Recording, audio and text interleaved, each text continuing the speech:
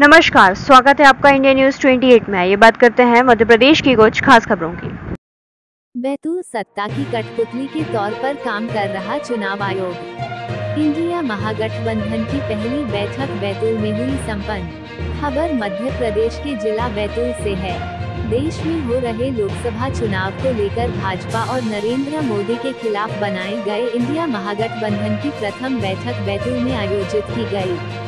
बैठक में स्वतंत्रता संग्राम सेनानी एवं कम्युनिस्ट पार्टी के वरिष्ठ नेता कॉमरेड डॉक्टर कृष्णा मोदी, पूर्व विधायक डॉक्टर सुनीलम, यूथ कांग्रेस राष्ट्रीय महासचिव मध्य प्रदेश प्रभारी शेषनारायण ओझा और आम आदमी पार्टी के लोकसभा प्रभारी अजय सोनी, समाजवादी पार्टी के जिलाध्यक्ष कृपाल सिंह सिसोदिया, राकेश माहाले, कांग्रेस पार्टी महासचिव समीर खान, अरुण गोठी, सेवा दल के अनुराग मिश्रा, युवक कांग्रेस के प्रदेश सचिव सरफराज खान सहित अन्य इंडिया महागठबंधन के नेता उपस्थित हुए।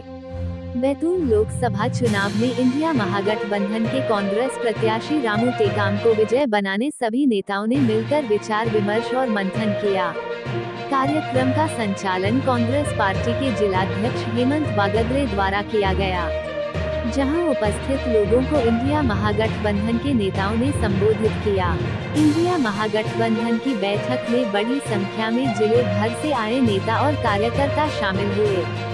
बैतूल से जिला ब्यूरो चीफ मोहन प्रजापति की रिपोर्ट। बेरोजगारी और महंगाई ही मुद्दा बन रहा है। पूरे देश का किसान एमएसपी की कानूनी गारंटी को लेकर के, कर्जा मुक्ति को लेकर के आंदोलनरत है और उसने निर्णय किया है कि वे भाजपा को बेनकाब करेंगे, भाजपा का विरोध करेंगे, भाजपा को दंडित करेंगे। और आप देख रहे होंगे सोशल मीडिया के अंदर कि पूरे पंजाब में, हरियाणा में, तमाम सारे जगहों पर भाजपा के उम्मीदवारों को जब वो गांव में घुस रहे हैं तो उनसे कहा जा रहा है कि तुमने हमें 380 दिन तक दिल्ली के बाहर रोके रखा, आज भी खनौरी के अंदर और शंभू बॉर्डर पे रोक के रखे हो, तो हम भी तुम्हें अपने गांव में नहीं घुसने देंगे। तो पूरा का पूरा वातावरण जो है वो भारतीय जनता पार्टी और एनडीए के खिलाफ में, मोदी सरकार के खिलाफ में बना है, क्योंकि 10 साल के अंदर भाषण देने के अलावा और अपनी खुद की स्तुति करने और करवाने के अलावा इन्होंने जो देश के मूलभूत सवाल हैं, रोटी, कपड़ा, मकान, शिक्षा, स्वास्थ्य, बिजली, सड़क, स्कूल, अस्पताल, रोजगार, उन सवालों के ऊपर इन्होंने कोई ध्यान नहीं दिया है। और इसीलिए इस बार तमाम वो प्रयास कर रहे हैं कि जनता और मतदाता हमारी तरफ ध्यान दें, लेकिन वो उनकी तरफ ध्यान देने को तैयार नहीं है। इसलिए मुझे लगता है कि एक सिंपल मेजॉरिटी भी वो हासिल करने की स्थिति के अंदर नहीं रहेंगे। पहले राउंड के अंदर, जिसके अंदर उम्मीद ये थी कि भाजपा आगे जाएगी, वहां पर भी भाजपा जो है वेस्टर्न यूपी के अंदर भी पिछड़ती हुई दिखलाई दे रही है। वहां पर अलग अलग जगहों पर अलग अलग समुदाय के लोग खड़े होकर के वहां पर उसका विरोध करने का काम कर रहे हैं। तो भाजपा के खिलाफ में पूरे देश में माहौल बना हुआ है, क्योंकि लोग हर 5 साल में सिर्फ वोट डालने जाते हैं। मैं आपको बता दूं, एक बड़ा भूभाग है जिसे ये तक नहीं मालूम है कि उस लोकसभा का उम्मीदवार कौन है। अगर आप जनता के बीच में एक सर्वे करेंगे, ग्रामीण क्षेत्रों में जाइए, आप पूछिए कि भारतीय जनता पार्टी का सांसद का उम्मीदवार कौन है या अन्य राजनीतिक पार्टी का सांसद का उम्मीदवार कौन है, तो लोगों के दिमागों में सिर्फ सिंबल, चुनाव चिन्ह वहां पर जो है इन्होंने डाला है कि फलाना चुनाव चिन्ह कमल है, फलाना चुनाव चिन्ह पंजा है, फलाना झाड़ू है, हाथी है, घोड़ा है।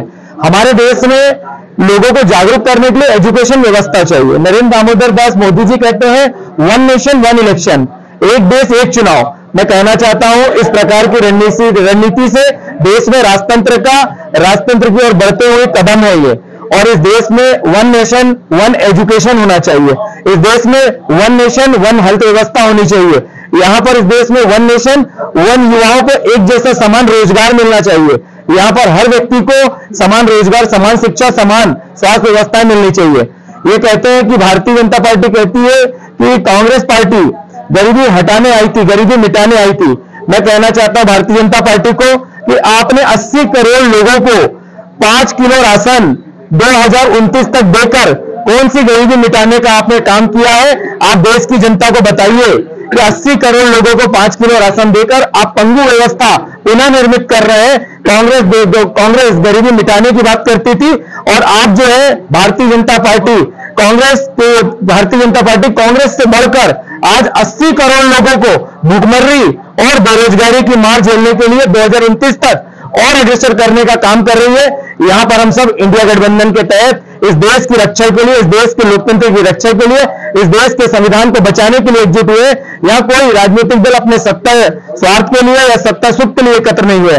हमारी जो जंग है वो भ्रष्ट व्यवस्था के खिलाफ है, मोदी के तानाशाह रवैये के खिलाफ है, बीजेपी के तानाशाह रवैये के खिलाफ है और ये जंग जारी रहेगी।